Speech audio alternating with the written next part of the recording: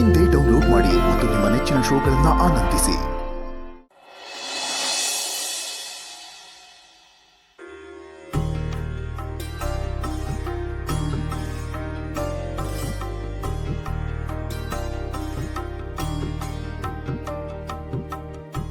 ಅಪಾಯ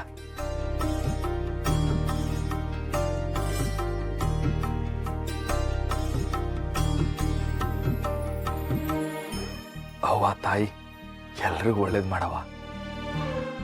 ತಾಯಿ ಎಲ್ರಿಗೂ ಒಳ್ಳೇದು ಮಾಡ್ತಾಳಪ್ಪ, ಆದರೆ ಅದು ನಿನ್ನಿಂದಲೇ ಶುರು ಮಾಡ್ತಾಳೆ. ಯಾಕೆಂದರೆ ನೀನು ದೇವಿ ಪುತ್ರನೇ ಅಲ್ವಾ? ಓಹೋ ಸಂಕ್ರಪ್ಪನವ್ರಿಗೆ ಎಲ್ಲ ಗೊತ್ತೈತೆ. ಏನಪ್ಪಯ್ಯ ಭವಿಷ್ಯ ಎಲ್ಲ ಹೇಳಕ್ ಶುರು ಮಾಡಿದ್ಯಾ ನೀನು? ಇನ್ನೇನು ಗೊತ್ತೈತೆ ಹೇಳಪ್ಪಯ್ಯ ನಂಗೆ. ಅದನ್ನ ಮಾವಯ್ಯ ಯಾಕೆ, ನಾನೇ ಹೇಳ್ತೀನಿ. ಸಂಕ್ರಾಂತಿ ಟೈಮಲ್ಲಿ ಸೂರ್ಯ ತನ್ನ ಪತನೆ ಬದಲಾಯಿಸ್ತಾನೆ ಅಂದ್ಮೇಲೆ ಯಾರಿಗೊತ್ತು, ಈ ಸಂಕ್ರಾಂತಿಯಿಂದ ಮಾವನ್ ದಿಕ್ಕು ಬದಲಾಗ್ಬೋದಲ್ವಾ? ಅಣ್ಣನ್ ದಿಕ್ ಬದಲಾಗದ ಏನದಕ್ಕೆ ಹಂಗಂದ್ರೆ? ಅಣ್ಣನ್ ದಿಕ್ ಬದಲಾಗುತ್ತೆ ಅಂದ್ರೆ ನಾನು ಈ ಮನೆಗೆ ಬರೋ ಬದಲು ಪಕ್ಕದ ಮನೆಗೆ ಹೋಯ್ತೀನಿ ಅಂತ. ಹಂಗಲ್ ಮಗ, ನಿನ್ನ ಯೋಚನೆ ದಿಕ್ಕು ಬದಲಾಗ್ಬೋದು, ನಿನ್ನ ಜೀವನದ ದಿಕ್ಕು ಬದಲಾಗ್ಬೋದು, ಆದರೆ ಅದು ಹೇಳಕ್ಕಾಗಕ್ಕಿಲ್ಲ. ಆದರೆ ಮಕರ ಸಂಕ್ರಾಂತಿ ಅಂದ್ರೆ ಹೊಸ ದಿಕ್ಕು, ಹೊಸ ದಾರಿ ಅಂತ. ಹಂಗೆ ನಮ್ಮ ಜೀವನದಾಗೂ ಹೊಸ ದಾರಿ ಬಂದೈತೆ ಕಣ್ಮಗ. ಬಂದೈತಾ? ಅಂದ್ರೆ ಬರ್ಬೋದು ಅಂತ ಹೇಳ್ತಿದ್ದಾರೆ. ನಿನ್ ಜೀವನದಲ್ಲೂ ಹೊಸ ದಾರಿ ಬರ್ಲಿ ಅನ್ನೋತೆ ನಮ್ಮೆಲ್ಲರ ಆಸೆ ಮಾವ. ಈ ಸಂಕ್ರಾಂತಿಗೆ ಎಲ್ರೂ ಜೀವನದಲ್ಲೂ ಹೊಸ ದಿಕ್ಕು, ಹೊಸ ದಿಶೆ ಎಲ್ಲದೂ ತರಲಿ. ಅಣ್ಣ ಎಲ್ಲಿ ಇದೇ ಖುಷಿಗೆ ಎಳ್ಳು ಬೆಲ್ಲ ಕೊಡಲ್ವಾ? ಅಪ್ಪಯ್ಯ ಮಾಡು.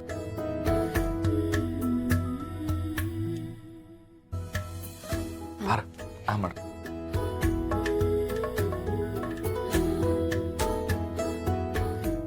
ರಮ್ಯ ಇತ್ತಿದ್ರೆ ತುಂಬ ಸಂದಾಗಿರೋದು ಮಗ.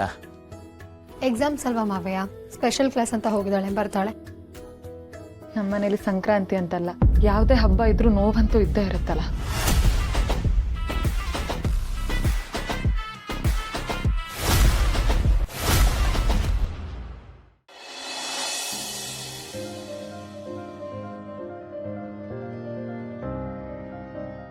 ಸಂತೋಷನಾ ನಿಂಗೆ? ಸಂತೋಷನಾ? ಎಲ್ಲ ಮನೆಯಾಗೂ ಹಬ್ಬ ಉಣ್ಮೆ ಅಂದ್ರೆ ಹೆಣ್ಮಕ್ಳಿಗೆ ಎಲ್ಲಿಲ್ದಿರೋ ಖುಷಿ. ಆದ್ರೆ ನನ್ನ ತಂಗಿರ್ಗೆ ಹಬ್ಬಾಗೆ ಇಲ್ಲ. ಎಲ್ಲ ಮನೇಲೂ ಹಬ್ಬ ಮಾಡ್ತಾರಲ್ಲ ಅಂತ ನಮ್ಮ ಮನೆಯಾಗೂ ಹಬ್ಬ ಮಾಡ್ತೀವಿ. ಆದ್ರೆ ಒಂದಿನಕ್ಕಾದ್ರೂ ನೆಮ್ಮದಿಯಾಗಿ ಖುಷಿಯಾಗಿ ನಾವು ಹಬ್ಬ ಮಾಡಿಲ್ಲ. ಸಂಕ್ರಾಂತಿಗೆ ಎಳ್ಳು ಬೆಲ್ಲ, ಯುಗಾದಿಗೆ ಬೇವು ಬೆಲ್ಲ, ದಸರಾಗೆ ಬನ್ನಿ, ಹಿಂಗೆ ಎಲ್ಲರೂ ಮನೆ ಮನೆ ಹೋಗಿ ಅನ್ನ ಕೊಟ್ಟು ಖುಷಿ ಪಡ್ತಾರೆ, ಹಬ್ಬನ ಆಚರಣೆ ಮಾಡ್ತಾರೆ. ಆದ್ರೆ ನಮ್ಮನೆಗೆ ಯಾರು ಬರಕ್ಕಿಲ್ಲ. ಯಾಕೆ ಹೇಳು? ನಿನ್ನಿಂದ ನೋಡು, ನೀ ಬದುಕಿದೆಯಾ ಇಲ್ವಾ ಅಂತ ನಂಗೆ ಗೊತ್ತಿಲ್ಲ. ಆದ್ರೆ ಅಕಸ್ಮಾತ್ ನೀನ್ ಬದುಕಿದ್ರೆ ದಯವಿಟ್ಟು ನಮ್ಮ ಜೀವನಕ್ಕೆ ಬರಬೇಡ. ಆಟೆ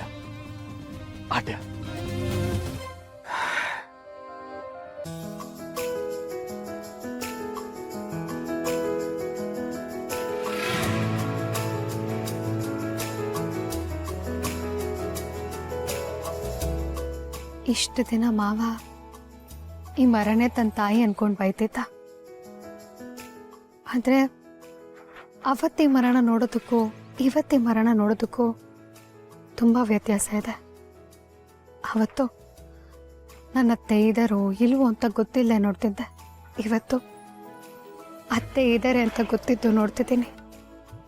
ನನ್ನ ಮಾವನ ಕೋಪನ ಇಳಿಸೋದಕ್ಕೋಸ್ಕರ ಇಷ್ಟು ದಿನ ನನ್ನ ಅತ್ತೆ ರೂಪನ ತಾಳಿದ್ದೆ. ಈಗ ನಮ್ಮ ಅತ್ತೆ ಸಿಕ್ಕಿದ್ದಾರೆ, ಆದರೆ ಮಾವನ ಕೋಪ ಇಳಿಬೇಕಷ್ಟೆ. ಮರನ ದೇವ್ರಿಗೆ ಹೋಲಿಸ್ತಾರೆ, ವೃಕ್ಷ ಮಾತೆ ಅಂತಾರೆ. ಇವತ್ತು ಆ ಮಾತೆ ಹತ್ರನೇ ಕೇಳ್ಕೊತಿದ್ದೀನಿ, ನನ್ನ ಅತ್ತೆನ ನನ್ನ ಮಾವನ ಸೇರಿಸಿ ನನ್ನ ಮನೆನ ಉದ್ಧಾರ ಮಾಡಿ, ತಾಯಿನೇ ಕಾಣ್ತಿರೋ ಮಕ್ಕಳಿಗೆ ತಾಯಿ ಪ್ರೀತಿ ಸಿಕ್ಕೋ ಹಾಗೆ ಮಾಡು. ಇಷ್ಟೇ ನಾನು ಕೇಳ್ಕೊಳ್ಳೋದು. ನನಗೊತ್ತು ನನ್ನ ಅತ್ತೆ ಸಿಕ್ಕಾಯ್ತು, ಆದರೆ ಅವ್ರು ನಮ್ಮ ಮನೆಗೆ ಹೇಗೆ ಕರ್ಕೊಂಡು ಬರಲಿ ಅನ್ನೋದೇ ಗೊತ್ತಾಗ್ತಿಲ್ಲ. ಇವತ್ತು ಸಂಕ್ರಾಂತಿಲಿ ಸೂರ್ಯ ತನ್ನ ದಿಕ್ಕನ್ನು ಬದಲಾಯಿಸೋದ್ರ ಬಗ್ಗೆ ಮಾತಾಡಿದ್ವಿ. ನಿನ್ನ ಕೈ ಮುಕ್ತ ಕೇಳ್ಕೊತಿದ್ದೀನಿ, ತಾಯಿ ಮೇಲೆ ದ್ವೇಷದ ಕಡೆ ಹೋಗ್ತಿರೋ ನಮ್ಮ ಸಂಸಾರದ ದಿಕ್ಕನ್ನು ಬದಲಾಯಿಸಿ ಪ್ರೀತಿ ಕಡೆ ಹೋಗೋ ಹಾಗೆ ಮಾಡು. ಮುಂದಿನ ಸಲ ಸಂಕ್ರಾಂತಿಗೆ ಮಾವ ಅವ್ರ ತಾಯಿನ ಕರ್ಕೊಂಡು ಬಂದು ಖುಷಿಯಿಂದ ಈ ಮರನ ತೋರಿಸಿ, ಒಂದು ಟೈಮಲ್ಲಿ ಈ ಮರನ ನನ್ನ ತಾಯಿ ಅಂದ್ಕೊಂಡು ಮಾತಾಡ್ತಿದ್ದೆ ಅಂತ ನಗಾಡ್ತಾ ಹೇಳಬೇಕು. ಅವರಿಬ್ರು ಸಂಬಂಧ ಆಗೋಗಿ ಮಾಡು ತಾಯಿ, ಪ್ಲೀಸ್.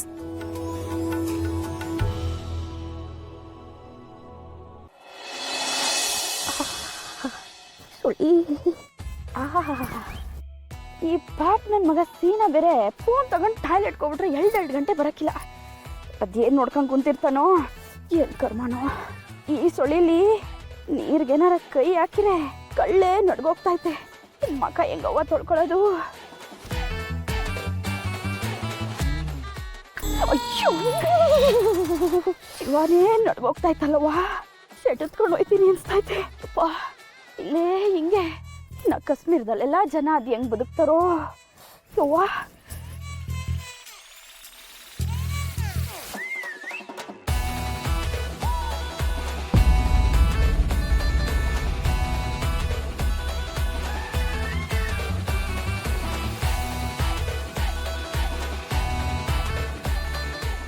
ಲೀಲಾ, ನಾನು ಎಷ್ಟೇ ಹೇಳಿದ್ರು ನೀನು ಬುದ್ಧಿ ಕಲಿತಾ ಇಲ್ಲ ಅಲ್ಲ?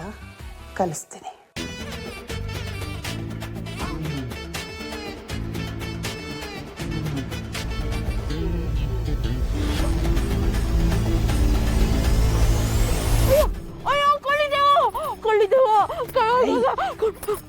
ನಿನಗೆ ಎಷ್ಟು ಹೇಳಿದ್ರು ಬುದ್ಧಿ ಬರಲಿಲ್ಲ ಅಲ್ಲ? ಅದೇನೇ ಖುಷಿ ನಿನಗೆ ಇನ್ನೊಬ್ರು ಸಂಸಾರ ಹಾಳು ಮಾಡೋದ್ರಲ್ಲಿ? ಅಹಂಕಾರ ದೌಲತ್ತು ನಿನ್ನೆತ್ತಿಗೇರಿದೆ. ಇದೇ ಕೊನೆ ಸರಿ. ಇದಕ್ಕೂ ನೀನೇನಾದರೂ ಮಾತು ಕೇಳಲಿಲ್ಲ ಅಂದರೆ ಕೋಳಿ ಕತ್ತು ಹಿಸಕ್ದಂಗೆ ಹಿಸ್ಕಾಕ್ಬಿಡ್ತೀನಿ ನಿನ್ನ ಕತ್ನ.